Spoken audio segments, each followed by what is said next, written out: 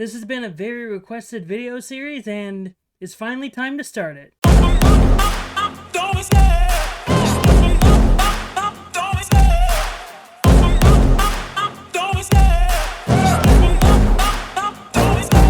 love the chase and the hunt, and I set the pace when I'm running. I always take what I want and I always give it 100. Don't need a bank, no I'm funded. Play the game like it's nothing. I'm always thankful for something. Don't take for granted, stay humble. Now wake up! It's time to look at the enemy. Look in the mirror if he is no... Hello everyone, and welcome back to Pitch This here on the MrEliMac channel. I'm your host, MrEliMac, and today we're going to be starting a new video series here, and I'm starting it here in late February because it may take late February to it might go all the way to April. Who knows how long it's going to go, because this has been something I've been asked multiple times about fan casting my What If the MCU was the DCCU. And that's been something people have always been wanting to know, who is the fan cast that I've had for it, and I'll let you all know right now, I have actually had this entire universe fan cast for a while. I think Phase 4 is the only sort of phase that I haven't fully gone deep into the fan casting sphere for yet, but very much for Phases 1 through 3, I have very much had it fan cast, so I think it's only appropriate, because everyone has been asking for it, that I finally give you all my fan casting for What If the MCU was the DCCU, and I am separating it in a way that sort of makes sense to my brain. So for this video, I'm only going to be focusing on Batman and Batman 2, sort of my Iron Man and Iron Man 2, for the simple fact of because they're so connected with each other, it would just be easier to be like, hey, here are sort of my main cast members for these first two Batman movies, and I'm going to try to separate it into phases where this is going to be focusing on Batman and Batman 2. The next video will most likely be focused on The Flash and Wonder Woman, and then the third video will be focused on Superman, Man of Tomorrow, and the Justice League. And for some of these videos, I won't be doubling up. Like when we get into Phase 2, some of those videos may be shorter because you already know some of the fan castings because most of them popped up in Phase 1, and so the only ones that you're going to get to hear that are new are the ones that are exclusive to Phase 2 that are debuting in Phase 2. So with all that out of the way, please make sure you hit the like button and subscribe to the channel. That way you can be up to date with all the videos I have here on the channel, and hit the notification bell. That way you can be notified whenever a new video like this comes your way. And so, again, I mentioned how we are starting with Batman, the first movie of the DCCU, which is Batman, the Iron Man analog. And let's just go deep in who I have fan cast for my Bruce Wayne, aka Batman. And I wanted an actor who has been someone that I've been wanting to see as Batman for a while. Even when they were casting for the Batman v Superman, this is an actor that I was sort of thinking of at the time, because around that time he was sort of starting to get a name, but he wasn't that big of a name. And so around the time when I'm casting him, he is not a big named actor yet. Not a lot of people know who he is. He's mainly just doing British television shows, and if that's any indication to you, this actor is indeed a British actor. But around this time he was sort of in his 30s, I want to say. So he's someone that you can believe is an experienced actor, but also at the same time, or has been experienced as Batman, but also at the same time is still sort of young at this. And especially with my idea of Batman has been active for 5 years before the events of this film, I really wanted to give an actor that could be believable, of like, oh yeah, you've been Batman for 5 years. But my pick for Batman is Richard Armitage. And Richard Armitage is an actor who is best known for playing Thorin Oakenshield in the Hobbit trilogy. He is also known for playing Guy of Gisborne in the Robin Hood TV show all the way back in 2006, I want to say that was when it was. But he is someone that has a deeper voice, that you can hear his voice and you're like, oh yeah, that's a Batman voice. And when you look at him, he very much looks like a Bruce Wayne. Like when he's very clean shaven, he looks like a Bruce Wayne. And because of roles like Thorin Oakenshield and his portrayal as Guy of Gisborne, I really do think he can portray the Batman essence of the character, but when you also see him in like day-to-day life, he is very humble, he's very generous to people, and I think he can pull off the Bruce Wayne-ness as well. And there were a few roles that he did outside of just those two roles where he does play sort of a softer character, and I think he is someone that can portray both sides of Bruce Wayne and Batman. Next up, I'm going to move over to Dick Grayson, who is only playing Dick Grayson in this film. He's very much debuting. It's like, again, this Batman movie is sort of a way of introducing Dick Grayson, not as Robin, but it's sort of, hey, we're introducing Dick Grayson and we're having him be included into the story. And so we're doing the Dick Grayson story as the first Batman movie, but he doesn't become Robin until the very end of the film, like right before credits roll, he becomes Robin, or that's when he gets revealed that Bruce Wayne is Batman. That's sort of the I am Iron Man line is I am Batman to Dick Grayson, and that's how the movie ends. And so, because Dick Grayson is in it, I was trying to look for an actor who at this time was sort of a teen actor, because I'm looking at Dick Grayson as being like a teenager, maybe 15 when the movie is coming out, and so I'm trying to find that right angle, maybe 16, trying to find that actor who is playing that age around that time. And I picked Logan Lerman. I'm a big fan of Logan Lerman, especially when he was younger. I really enjoyed him in Perks of Being a Wallflower. I also enjoyed him in the Percy Jackson movies. I think Logan Lerman is someone that is able to play the very seriousness, but also, again, with the Percy Jackson films, he's able to play the lighter essence of a character, and I think Logan Lerman would do a really great job as Dick Grayson. Also, I'm thinking at this time that Logan Lerman would be someone that they would legitimately cast as Dick Grayson, because I think they would want a popular teen star on the rise at that time, and Logan Lerman was that, and so Logan Lerman is my Dick Grayson. And now to cast my main antagonist, Roman Sionis, Black Mask. I wanted someone who could be a believable threat, but someone that you could also look at him and see as an equal to Bruce Wayne, Richard Armitage.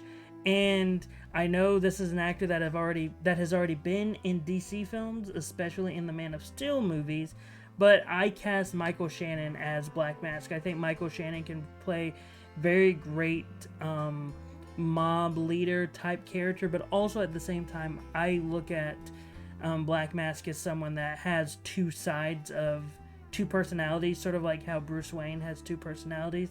When he's Roman Sionis, he's in front of the camera, he's trying to be nice to the people, he's trying to be that type of personality, and I think Michael Shannon can do that. But when he puts on the mask for Black Mask, that's when he flips the switch and becomes this raging lunatic, and I think Michael Shannon has proven that he can be a raging lunatic in other movies. So yeah, Michael Shannon is my Black Mask.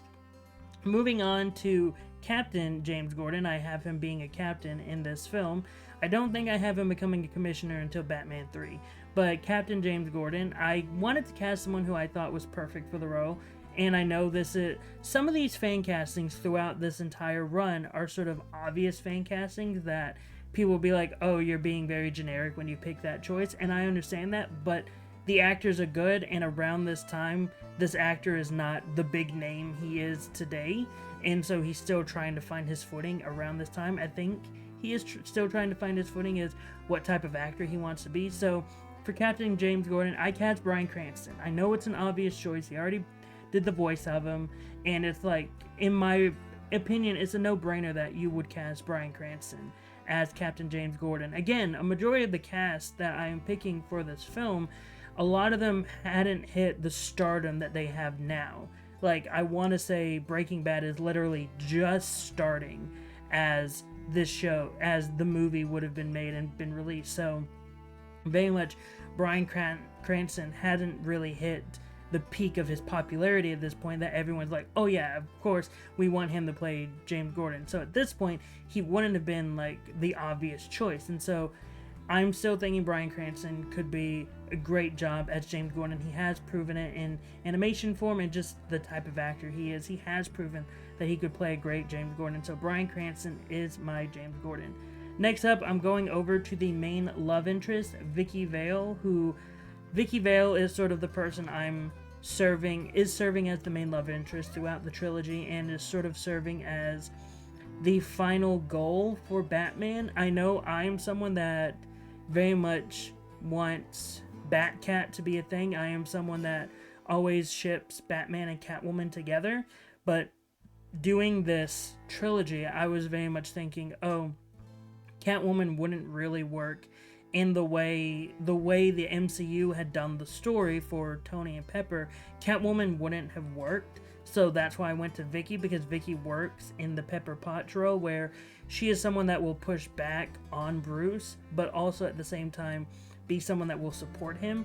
Also, I have it to where in this universe they had dated before, and so now they're sort of getting back together in this trilogy. And so for Vicky Veil, I casted Anna Friel, who is best known for Pushing Daisies, and she was in the Peter Pan mini-series or TV film for Sci-Fi.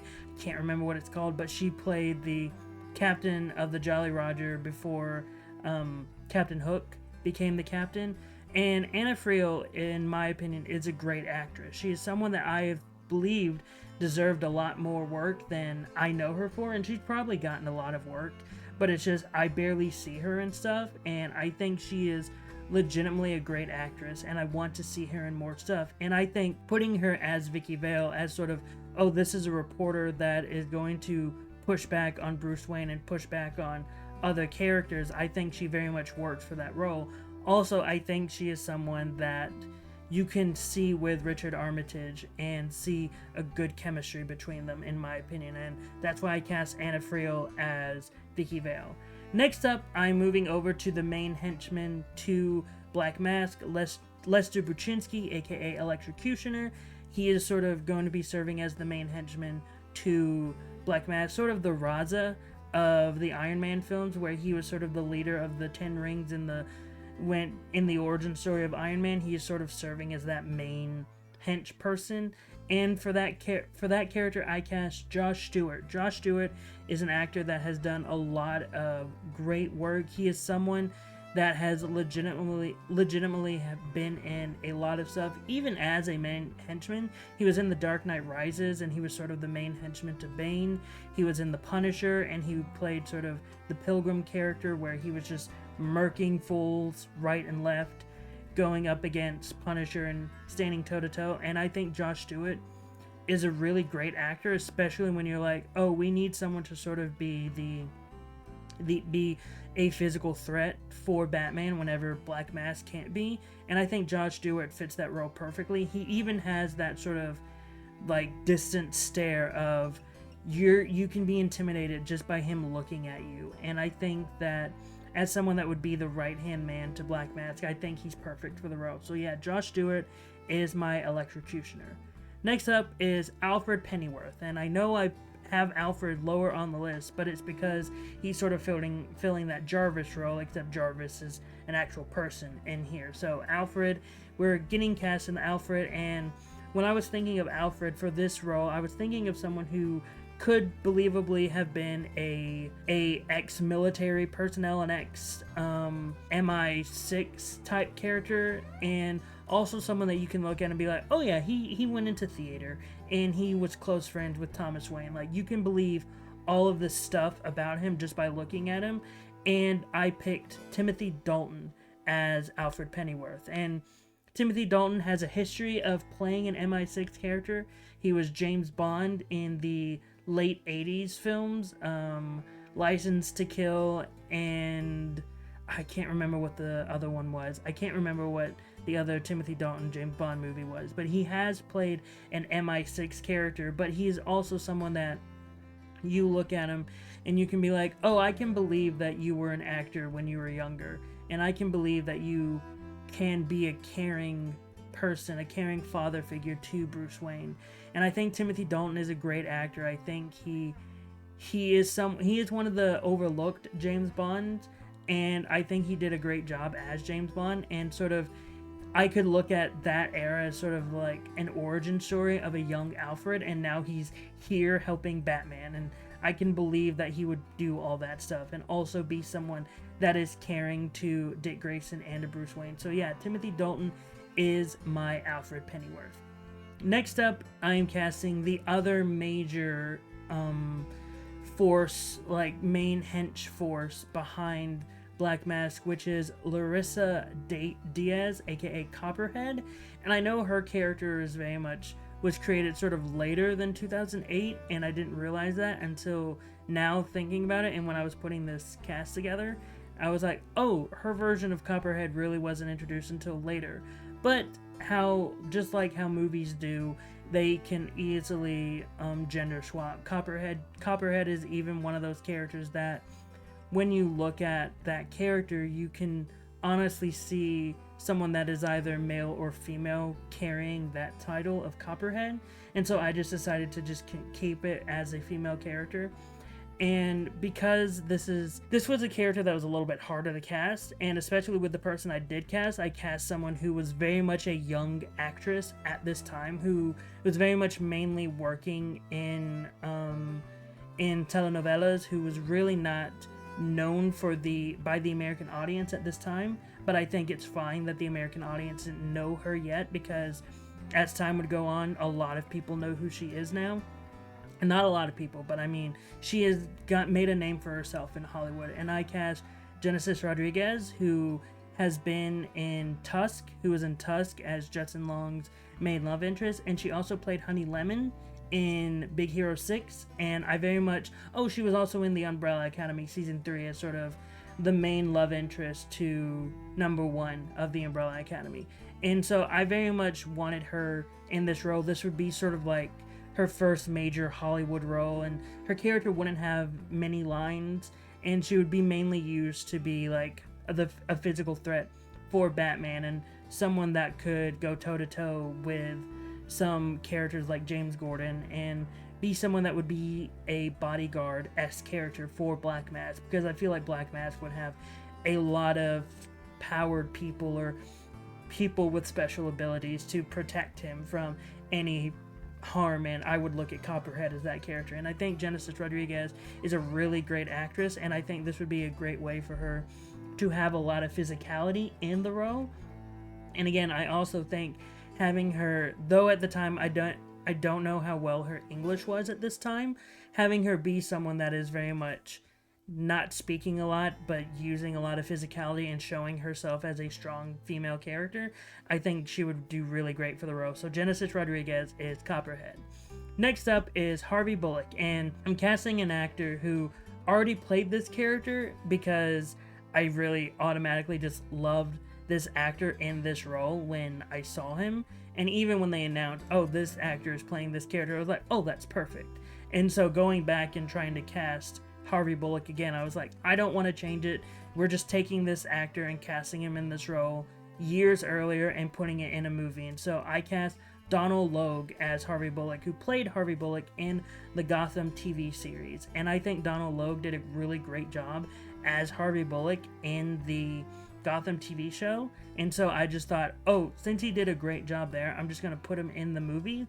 And also, like, Donald Logue is known for playing these supporting characters in these bigger films, and so this is just him being another supporting character again, but this time has more responsibilities in this film than all the other prior times he played a supporting character. And I think Donald Logue does a really great job as Harvey Bullock in Gotham, and so I just thought, oh, I'm just gonna bring him over and it's gonna be fine. So Donald Logue is Harvey Bullock. And so for the last casting for the Batman 1 movie is for Lucius Fox. And the actor I cast as Lucius is an actor I've wanted to cast as Lucius forever. This is an actor that I have always thought would be a great Lucius. Got to play him in an animated film, and I was like, oh, that's perfect. He's a great Lucius, and I want to keep this actor as Lucius. So the actor I picked was Ernie Hudson. Ernie Hudson, best known for Ghostbusters and as Winston Zeddemore in Ghostbusters, and I just think Ernie Hudson would play a great Lucius Fox. He seems like an actor that can easily fit into this intellectual role that could help out Batman with some tech stuff, and I think Ernie Hudson could also believably play a father figure to a Bruce Wayne, and I think him and Timothy Dalton could have great scenes together whenever they are in scenes together. And yeah, Ernie Hudson is my Lucius Fox. And that is for the first Batman movie, and I have an extra little image for the second Batman movie because I mentioned very much that in the first Batman movie, Logan Lerman would be Dick Grayson and he wouldn't be Robin. He wouldn't be wearing the Robin suit at all. However, in Batman 2, he would be wearing the Robin suit. And as you can see on screen, this is sort of the idea of what the Robin suit would look like in the film. Like right here, I'm having to check where I am. Here it is. This is sort of what the suit would look like in the film, and this is sort of the idea of how I imagine Logan Lerman would look in the suit for the Robin. And so yeah, now you have an idea of what Robin would look like in Batman 2. And now we're going to move on to the new actors that would be appearing in Batman 2, which would continue to set up some to get ready to set up Justice League and sort of the villains of the film. So the first character that is sort of serving as like the Black Widow analog, like the member who is going to be a part of the Justice League, but is very much here to sort of start setting up the movie, is Jon Stewart's Green Lantern. And I'm very much mentioned in that synopsis where his character sort of just got the ring, and so he's still getting adjusted, so he doesn't go full throttle with the ring yet. He still does his normal military stuff, his marine stuff, and he doesn't go crazy with the ring, but hence still keeping this film a little bit grounded. But it's not really until the end of the film when he starts getting able to be a little bit more confident with some of the ring stuff. And this is sort of seeing an arc for Green Lantern, Jon Stewart's Green Lantern as well in this film. And for Jon Stewart's Green Lantern, I casted David Oyelowo. And again, around this time, he is still on the rise. I want to say in 2010, because this was when the movie would be out. The very next year, he would be in Rise of the Planet of the Apes. So this is very much him still getting his foot wet in the becoming more of a known actor, people starting to know his name. And also, I just love David Oyelowo as an actor. He's been in a lot of stuff that I very much enjoyed. He was in Selma, he was in Lee Butler's, or Lee Daniels is The Butler, and I thought he did really great in both of those films. And I think David Oyelowo is someone that I could see believably play Jon Stewart. I think he could believably play a soldier, but also is someone that can be a little bit humbled, because though he is a Marine and he went through all that, he still understands what it means to be sympathetic and have strong willpower. And I think David Oyelowo could do a really great job in this film as Jon Stewart's Green Lantern.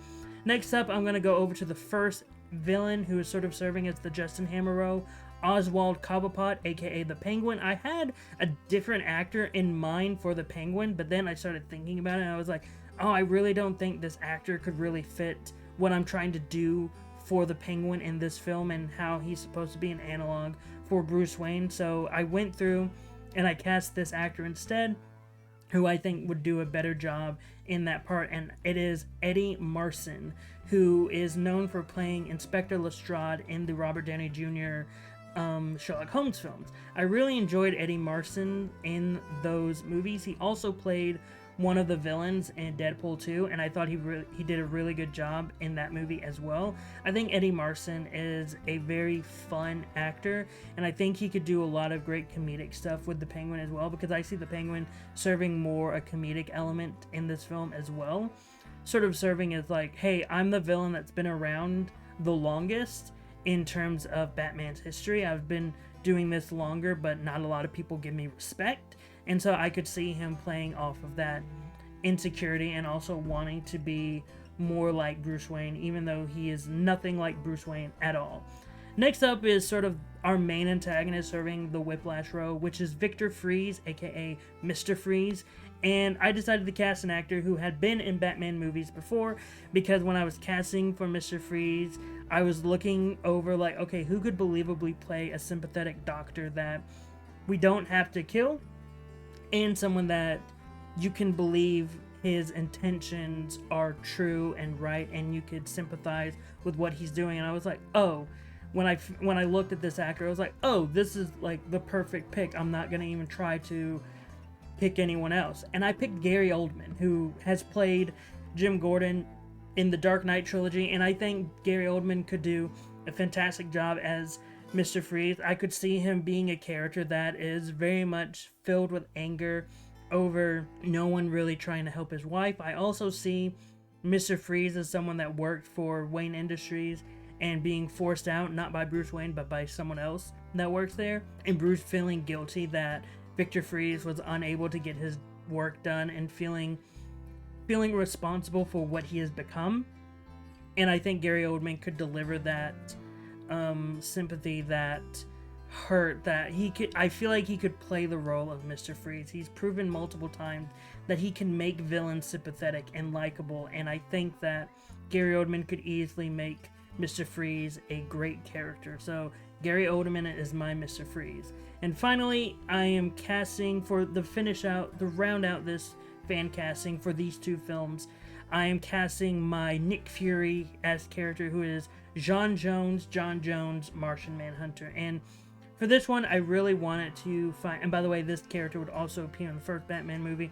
I just didn't want to mention him there because he wasn't fully on my list. So for Martian Manhunter, I really wanted an actor who could have a commanding voice and someone who has a commanding presence where you can just feel the aura of this character and be like, oh, he's a great character, he's a great actor, and someone that you could believably see continue on as this character and continue to carry the weight of this character, and you can believe, like, the person that could bring a lot of greatness out of this character and could have a commanding presence, have everything that you need for Martian Manhunter. And I cast Idris Elba. Idris Elba is one of my favorite actors. He is an actor that, when he was on the rise, he was doing all the right things, and I think that Idris Elba could perfectly encapsulate the essence of Martian Manhunter. I also think Idris Elba has the presence to be like, oh, I can believe everything you're saying, and I can believe that you're a Martian, and I'm a little bit terrified of you, but also you have the heart, you have a warmness that I didn't expect from you, and I'm glad you're on my side. So I think Idris Elba could very much play John Jones, Martian Manhunter, to perfection. And yeah, I think Idris Elba could be a great Martian Manhunter. And with that, that is part 1 of fan casting What If the MCU Was the DCCU. Did you like any of my fan castings? What are some of your fan castings for these characters that I just mentioned? Whatever your thoughts, post them in the comments down below. Also, if you really liked this video and you liked everything that I just said, my casting, please hit the like button and hit the subscribe button. That way you can be notified, or that way you can be up to date with all the videos I have here on the channel. Also, hit the notification bell. That way you can be notified whenever a new video like this comes your way. But until next time, I've been MrEliMac, you've been the audience, and I hope you all have a great rest of the day.